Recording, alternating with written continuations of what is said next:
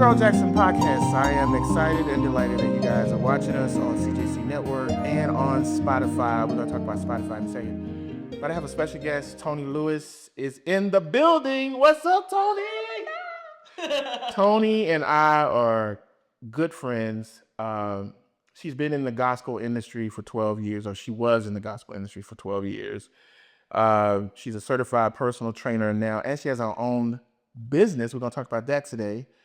And she works at a Black-owned gym, Yes, right? too. And it's family-owned as well. It's talking about my cousin. Yes. Oh, like your cousin. Okay, I didn't know that part. Yes. So she don't tell me everything. See, I don't know why she don't. He's learning new things today. But Toni and I are really good friends. I met her through Crystal Johnson, Yes. the Johnson sisters, JS. And it was me trying to do some business with you. We'll talk about that in a second. But we were trying to do some business with one of the Winans. And after that didn't work out, we just started talking. We was like, wait a minute. We have a lot in common. Yeah. And we've been, that had to be what? I don't know how many years ago. Like 8 years ago now? Because I've been back from Nashville for 4 years. So it had to be at least. Because you were still working. I was still in for Nashville. the BB, right? Yeah, I was still in Nashville, yeah. So we could give her a hand, Toni Lewis. Thank you. Toni Lewis. So glad that you're here today. Before we get into our conversation, I'm going to show the trailer to Steven Spielberg's new trailer, Disclosure. If you found out we weren't alone, if someone showed you, proved it to you,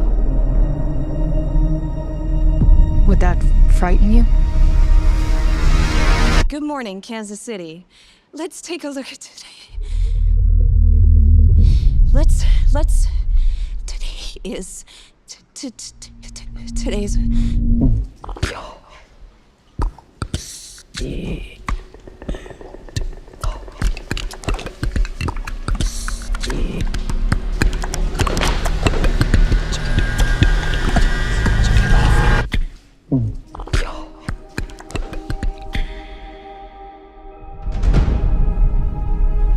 People have a right to know the truth. It belongs to 7 billion people. What is it? You wouldn't believe me if I told you. So I'm gonna show you. What are you gonna do? Full disclosure to the whole world. All at once.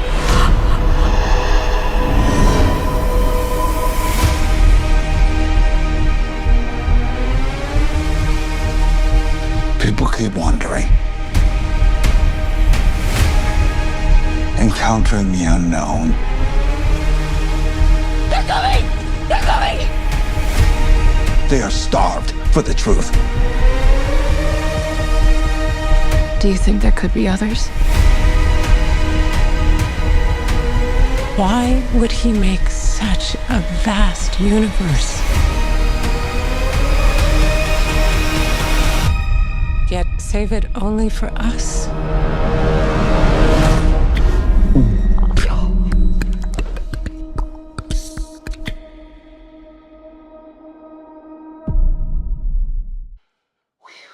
Yeah. Something else. That trailer. No joke. that trailer. Like, oh, when is this coming out? I think My mind right. yeah, man. That trailer, I think they get ready to tell us something that we don't want to know. Like, Do you believe that there are aliens? you know, at this point, I listen. I've seen some things that I never thought I'd see. So, I don't know, aliens or but something similar. Yeah. Yeah. You think it's alien, like from another planet, or do you think it's demons? Do you think? I want to say it's more Okay. the demons. I don't think the aliens. I think, but definitely, I definitely know that evil spirits Right. are. Listen, we are living amongst it. I mean, there's so much stuff going on in the world, and you can't contribute the actions that we're seeing to light. Right. They can only be You have dark. connected with darkness. So it's like, yeah. Yeah. I said there's the movie Star Wars. Everybody's seen the movie Star Wars, But that movie, if you really watch the film, and I've heard George Lucas talk about this, he said it's really about spiritual warfare and darkness and light. You know, Darth Vader, when he turns from light to dark, you know, the whole bit, it's a spiritual quest. It's real though. I mean, the Word of God talks about we're not fighting flesh and blood. Right. You are fighting against spiritual darkness. Right. Wickedness. Right. And we're seeing it more and more. Now it's like people just don't care about people anymore. They only care about themselves, and they'll do whatever it takes to. If I want your house, your car, your purse, whatever, to take it, I might kill you in the process, and it's sad. But that's what we're seeing is so much. So tell us a little bit about how you got started in gospel. Like, first of all, tell us about your childhood. Okay, my child. So I grew up in Los Angeles, California. Yeah, I did. Born and raised here. My parents were from Cleveland and Columbus, Ohio. Okay. And my dad was one of 13 children. And they all decided to move out to Los Angeles in, I think it had to be the late 1940s. And they all took a train from Ohio and they moved out here. And my dad and his brother started the first Black-owned construction company in Los Angeles. It was called Lewis Brothers Construction Company. So that's how we ended up out here. And my dad was successful for many, many years. Almost all of the apartment buildings in the jungle, he built. Wow. Almost all, probably about 90% of them. He was responsible for building. Yeah, so he built those. But he built the house that I grew up in. It's on 48th and I think it's Budlong or Denker. Anyway, he bought that house, gutted it, remodeled it, and just did it up. But yeah, so the construction business is still going on in my family. All these years later, my father has since passed away, but several of my cousins are still doing construction. So the company's still... So that company's not still together, but because what he did was he mentored so many of his brother-in-laws, my nephews, and things like that. And so now, you know, they're my cousins. And so now they are you know, doing construction and are remodeling houses, you know, building houses and just working in construction. And see, so I grew up out here in LA. I'm an LA girl, and then ended up in Nashville. So what brought you to Nashville? So at the time, I was married, and my ex-husband took a job in Nashville. So we got approached from pastor in Nashville, wanted to move back to Nashville. And it's so funny, we got a phone call. This was back when you had an answer machine. Mm-hmm. And one of our friends that we knew from here had moved to Nashville, and she left a message on I got home from work, and I said, Paige left a message. I said, we're not going to Nashville. And he said, you're right, we're not. You know, and so I'm looking at the answer machine. I said, what does she want? I'm playing the message, and I'm going, I'm like, we are not going to Nashville. And we both, like, for 3 days kept playing the message, and she kept promising she needs to stop calling because we're not going to Nashville. Wow. Long story short, we went to Nashville. We ended up, you know what, we went back there, and to be honest with you, I had never, I mean, even though you hear about different things, Nashville was never even on my radar. And I was like, where is Nashville? I mean, I had an attitude. I was like, where is this place even at? Right.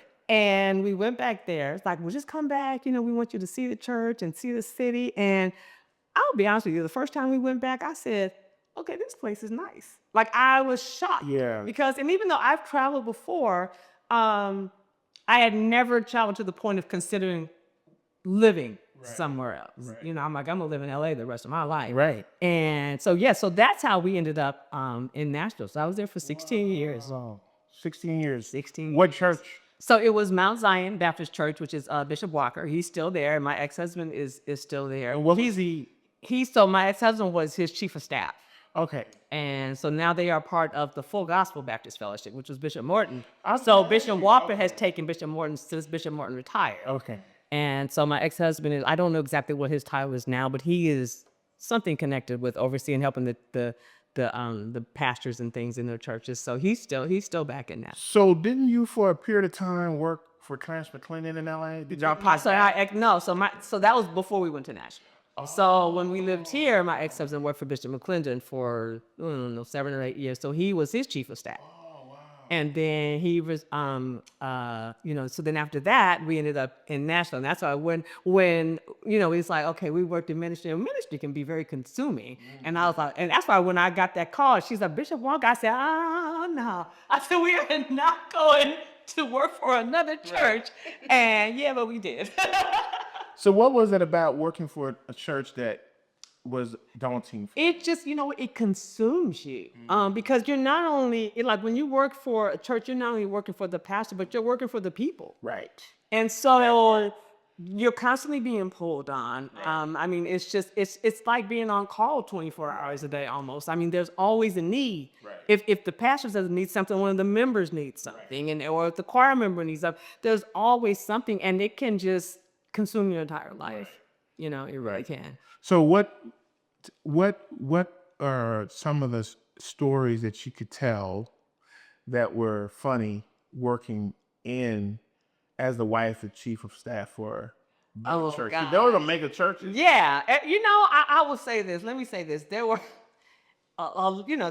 listen, church is church, but people are people. Right. And there were times where there were women that I'm like, okay, they like my husband.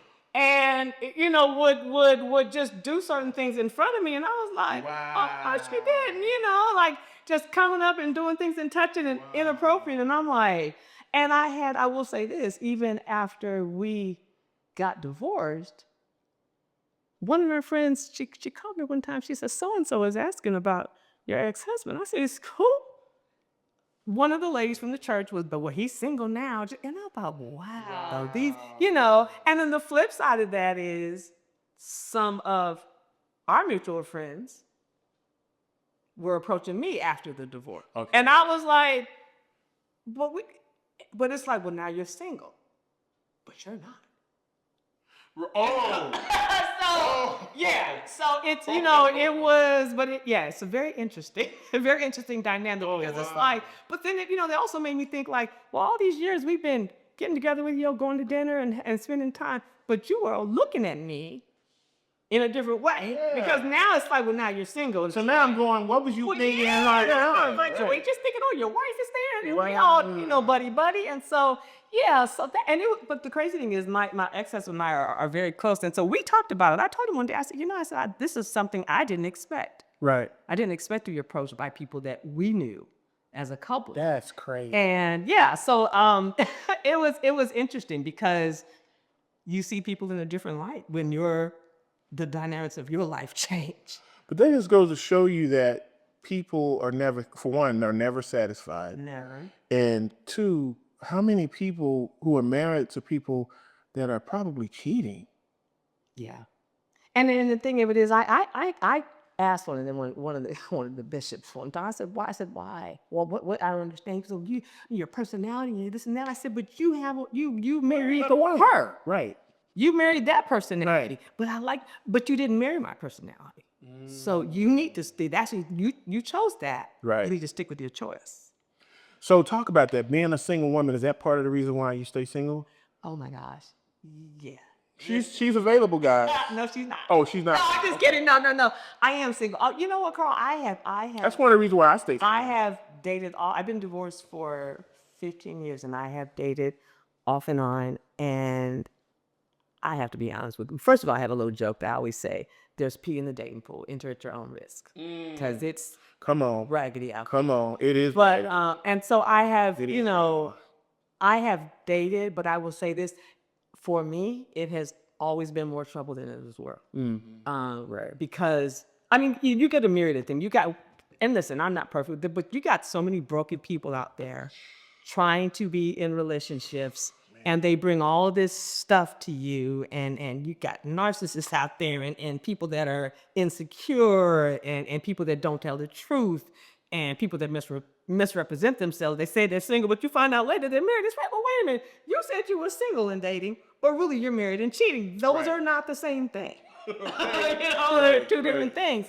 But it's just been more work than I want to put in. Me being a personal trainer, I have to be on for my clients. And so what I have found is when I'm dating is, because here's the other thing. Now you've got, I've got to make sure this other person is being taken care of, and I got to make time for them. I got to talk with them every day. And here's the thing. I'm gonna be honest with you. I'm at a point in my life, I don't need to talk to anybody every day except for Jesus. Okay. So even if we're in a relationship, if I talk to you on Monday, what happened between Monday and Tuesday that we need to talk again? Because unless something drastic happened and you won $10 million and you're moving me to Tahiti, Right. like we don't need to talk. What happened? You know. Right. But it's just I just have found, like I said, people. You know, one guy I dated and he's insecure and all he cared about was material things. And so he was always boasting about his car and his jewelry. And I'm talking grown men. If you're still bragging about jewelry at 40 and 50, Something wrong. sweet baby, Something- have a seat. You think deserve therapy. Like, what are we even doing? But he's look at my chain, but look at my car, look at my this. And I don't know. It has not, for me, I do better not dating, my peace of mind. And then also you've got, I mean, the flip side of that is you're never going to be one. You're going to be one of many. Right. You're always going to be in a rotation. So, and I don't share my food. I mean, that's nasty. Like, you got your fork, get your fork out of my food, you know. right. So I would rather not have a man than have pieces of a man. Because that's what has ended up happening. I've had pieces of a man while Susie and Joan and this one and that one, that you're all over the place. You're all over the world. You're all in the streets. You're for everybody. Right. And if you're for everybody, then you're not for me. Right. And most of That these, part. and I'm going to say men and women, are for everybody. Right. Yeah. So I would rather, I would say this, I said I sleep real good at night because I know nobody's cheating on me. Right. Okay. Now, nobody was cheating on Tony. No, if you are, I don't know about it because we're not in a relationship.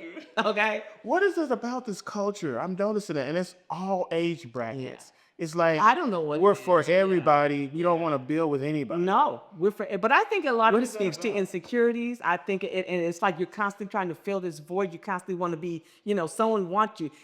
I want to feel wanted. Well, we all want to feel wanted, but I don't want to be wanted by everybody. Right. That's not cute. Right. If everybody wants me, what am I? Right. A French fry? Right. You know what I mean? Seriously, it's like there's something that I don't know. There's something that people are broken and they're constantly looking for validation, and it makes them feel good to know I'm wanted. Well, but all being wanted is not always good, because if you're wanted, if someone only wants you for sex or only, that's not good. Come on.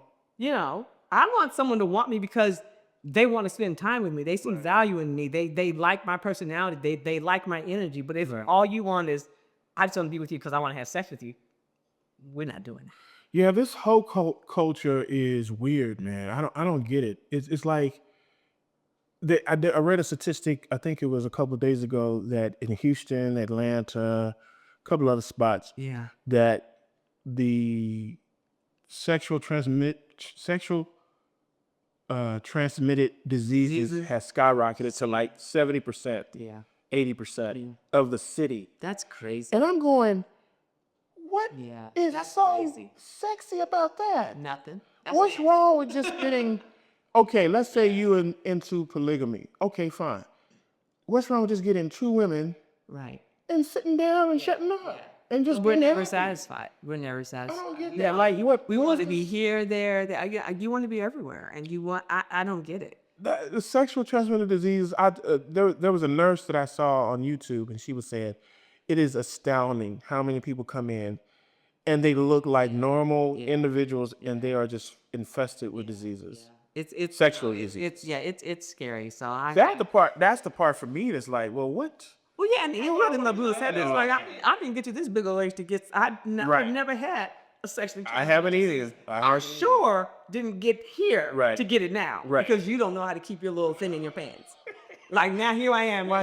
Hey, why I gotta be little? No, Well, I mean, little, big, whatever. I mean, we hope it's big. If it's little, we don't want it, but I'm really funny. but no, it's I don't know. It is scary, and you know, I listen. I'm not against it being in a relationship, but I have not had the best success. So just for me, it's easier for me. I remember talking to my nephew about this, I think early in the year, and because I had been seeing somebody the night, I said, I think I'm just gonna dial it back. And he looked at me, he said, well, Auntie, do you want to be alone for the rest of your life? I said, let me say this to you. I said, being alone doesn't scare me. So what scares you is being with the wrong person. Come on. I said, I ain't gonna have a problem being alone. I said, because I love me. Right. And I enjoy my own company. And I have a full life. So I'm not alone. I'm not lonely. Right. Just because I'm not in a relationship. I said, but what scares me is just being with someone just to say I got some. Right. Right. And it's a piece of a relationship. It's a raggedy relationship. It's a relationship that's not bringing me peace. Most people are in raggedy relationships. And they are. Majority, Yeah. especially here in America, the majority of people are in raggedy relationships because they don't value relationship in general. No, they You don't. know, in general, meaning Well, they don't even know how to have a healthy relationship. I mean, so and I know women that are with men that aren't treating them like anything, but it's like, well, I'd rather have a peaceful man. That's crazy. You'd rather have a man treating you like trash than to be alone? well, a lot of women love a man that's married because it makes it easy for them to hold around too. So if their main guy is married, then they can go do their thing. They can get money from other niggas that they call It's it. just not. I just don't like that. I just don't. And I understand there's some people, but for me, that's just. So tell me this, and we're gonna get back to your gospel links. But tell me this before we get back into that. What is it that you would tell young people who aspire to be great in relationships? But what did you learn out of your relationship that you value or take from your past marriage I mean, that you could share with young people? I always think communication. Learn how to properly communicate. Yeah. Whether it's what you need, what you've been through, and don't withhold. Because that's the other thing too. A lot of times we marry someone and we think we know them. And then we find out they got a past. They got history. They've been through abuse. Let people know what you've been through because it's coming out at some point. It's going to surface. Right. But communication, I mean, is key. And I feel like this generation, and even some people in my generation, we are handicapped because you know what? We spend all our time on our phones. We don't even have conversations anymore. We don't even know how to have, we're using emojis, we're texting, we're on social media. And people think, well, that's communicating. It's not. No, it's not. It's a form, but it's not communication. Right. And so when it comes to sitting down with someone and actually saying, you upset me, you made me mad, you hurt my feelings, we don't even know how to say that. Right. I just got back from Mexico, 8 days in Tulum, and I cannot tell you how many couples I saw at the table having dinner, and they're in their film. I said, you came all the way to Mexico Just to sit on this table and have dinner and be on your phone. You're finna stay home for this. Right. Right. But the communication is that how do I know what you need if you don't tell me? How do I know I upset you if you don't say anything? How do I know that your feelings were hurt or you're having a bad day if you don't talk to me? Right. And so learn how to properly and effectively communicate. And then for when someone is communicating with you, listen to hear. Don't listen to respond. Listen for, because a lot of times we're listening so I can say my answer. You're not really taking in what that person is saying to you. Listen first to take it in before you decide what you're going to say back. We listen to respond instead of listen to take information in. And we don't listen to grow. Wanting to know about your partner. Okay, like really learning your partner and figuring out, okay, so I should do this differently, or maybe I should try this. Like you said, and really, I remember you, because I had terrible mouth. It's still not great, but it's a lot better. Look, terrible. But I would purposely, like if I'm in an argument with somebody, I'm thinking what I'm getting ready to tear you up in my words. I'm stringing words together, and I'm like, okay. And I remember one time, my ex-husband and I, we were arguing, and I said something to him, and I mean, I can't remember what it was, but it was horrible. Oh, wow. And he said, oh. And then he came back, a little while later, he said, because I thought about what I said. I said, oh, God, that was terrible. That was too far. And I went and I said, I'm so sorry, and I apologize. And he said something to me, and I'll never forget it. To this day, I still think about it. He said, I accept your apology. He said, you can apologize. He said, but you got to know. He said, when you say things like that to people, he said, they will never forget what you said to them. Yeah. And so sometimes now when I'm, getting heated, and I've learned now, it's like, you know what, Toni, you don't have to have the last word. You don't have to say exactly what's on your mind. Because sometimes if I say exactly what's on my mind, I know I'm hurting your feelings. Right. And I'm doing it on purpose. Right. Like but you think it's like, was it necessary? And so I listened to what he said. And so I would catch myself, after that, when we get into an argument, he goes, well, I'm with someone else. And I'm like, do I need to say that? No, I don't. And even now, sometimes I'll going back and forth with someone, I'm like, you know what? Let them think they're right. What's it going to cost you? It's okay. Right. And so I'm learning to be quiet and not always say everything. But yet communicating, listen, it is key. It is key. If anything is going to survive, you have to communicate. Right. Whether it's a friendship, relationship, a marriage, a business relationship, if you don't learn how to effectively communicate, that thing is going to fall apart at some point. Wow. That's good. That's really good. I love it. Speaking of business, and communication. Yes. What was it like working for Bebe Winans? Oh my gosh. Let me tell you something. It was, you know what, though? I was 12 and a half years. It was, first of all, it was the job that I never thought, I never even thought I would have a job like that. Crazy thing how I got the job was You worked for him how long? 12 and a half years. Wow, I didn't know that. 12 and a half years. How'd you get the job? My ex-husband. So here's the thing. It sounded like she needs to be back with her. I know, he's married. So, hi, Oh, Daniel. sorry. Oh, sorry. I'm starting But, to yeah, I know, right? I'm like, Sherelle, no, it's good. My ex-husband and him, they were on a plane together, flying back from Full Gospel. And Bebe, they sat next to each other, and he said, I need an assistant. And he said, you should talk to Toni. He said, Toni, your wife? It's like, he said, yeah. What? So we exchanged numbers. Now, the crazy thing was, I had met Bebe when I lived out here because every time he would come to McClenden's church, they would sit him next to me. So we already knew each other. Right. So we would sit in church and just clown and joke and laugh and do it. Now, you know, I mean, we'd be like, what's she got on? I'm like, that's a hot mess. What is that? You know, That sounds like so Bebe. but we had the best time. So he, we were texting back and forth. And so I'm really jogging one day. I'm driving. I think I had left. I had gone to like 12 minute Bible study and I'm driving. And he calls me and he's like, and he just starts talking. He goes, I need you to take notes. I'm like, I'm driving. And I'm like, so I pull over into this parking lot at this restaurant and I'm writing down notes. And so long story short, he was doing, helping Oprah Winfrey do Maya Angelou's 80th birthday celebration at the Mar-a-Lago in Florida. It was a 3-day event. And he said, I'm in charge of the gospel music.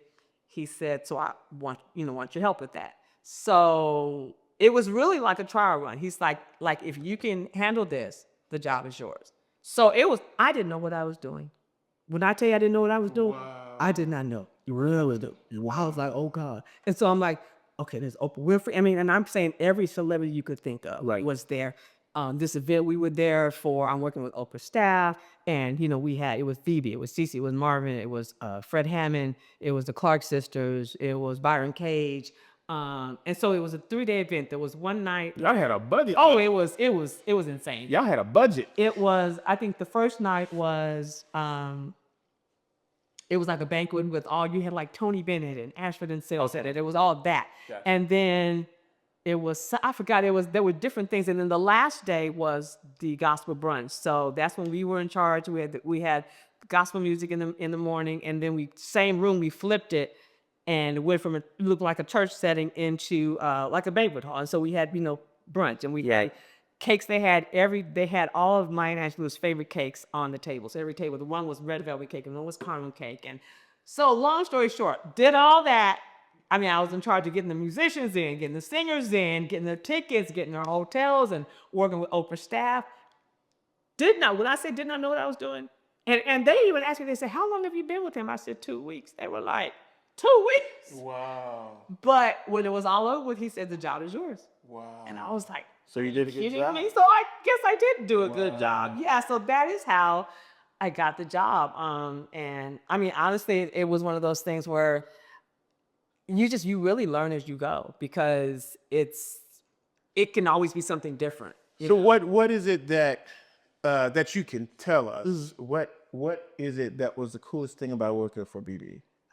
The traveling. Sure. Listen, let me tell you something. I thought you were gonna say shopping. Well, that too, because he liked to shop. 'Cause he likes to shop, The right. traveling was Everywhere. I mean, I got to go. I had already been to South Africa once, but I got to go like 2 or 3 more times with it. So it's like the Bahamas. I mean, when we did 1 year. He did the jazz festival in So Bebe is balling. Listen, let me tell you something. I was like, I miss Bebe, but I miss those trips. Those trips were, baby, listen. I mean, and we did not stay in bad hotels at all. Yeah, y'all was in So I would say this, the first time that I went, because we would go every year for Christmas, we would go to the Bahamas. and that was like my Christmas present for me. So I was like, oh my gosh. So, and the first time I wouldn't have to pay myself, I said, oh, I said, what? I said, how much is this room? I had to buy my own ticket. I was like, my feelings were hurt. I said, oh, I said, maybe let me look at this room because that room is not in mother's budget. It's like, I was like, my feelings were hurt. I was like, maybe I got to stay on another side of town. I don't even know. Yeah, because you're talking about a small room started at 2,000. Listen, I mean, it was so sweet with, couch, and the tub in the middle of the floor, and I'm, laying in there, the king size bed, and I was like, and then I'm like, okay, what do you have a single? Do you have a punk bed? So you have a something, Can I have a roommate in the so hotel? the traveling and then those, I got to go to a lot of, I got to go to the first inauguration. So I had a lot of great experience. For Obama, the first time. Yes. What was that like? That was, first of all, I'd never seen so much security. I felt like they were going to ask to see the inside of my, what? Come see everything that we had to submit. I was like, well, do y'all want to bend over? And what do you want from me? Because that's my I felt so violated right now. They were like, you got to do this and feel that, and it was so exciting to be there for that. People from all over the place, and of course with the first Black president, it was just like, oh my God, this is the heart of history. So those type of experiences, those are things that I experienced that I never dreamed of. So I feel very fortunate because I feel like that is probably one of the best chapters. That 12 and a half years is one of the best chapters of my life because I did things that I never thought I would do. Wow. I was in rooms with people I never thought, that I'd be in rooms with. I remember even it being in DC, and after that night, we went to the Vanity Fair party. And but one thing about me is I can admire you, but not be starstruck. Right. And I'm sitting next to Sharon Stone and Halle Berry and Angela Bassett and Denzel Washington and Forrest Whitaker. When I tell you that, and BB's dragging me around, you got to meet them. I was like, no, Robert De Niro. And he literally took me to each person. This is Tony. And I'm just like, but in my mind was, oh my God, that's Robert De Niro. Wow. Oh my God, that's Forrest Whitaker. Oh my God, that's Chris Tucker. And they all know BB. And they all know, and it was just so to sit Did you take pictures? I did, and I still have the pictures. So I have a picture of me and Angela Bassett, me a picture of Angela with what's her name, Stone. It was crazy because it's if I had wanted that kind of life, I feel like I probably never would have had it. But because that was never really something that I really, aspired to, it was God was like, I'm gonna let you experience this. Wow. And it was great because it's a big difference between church culture and CC Winans culture. Yeah. Because that's more secular. Because they kind of went back and forth.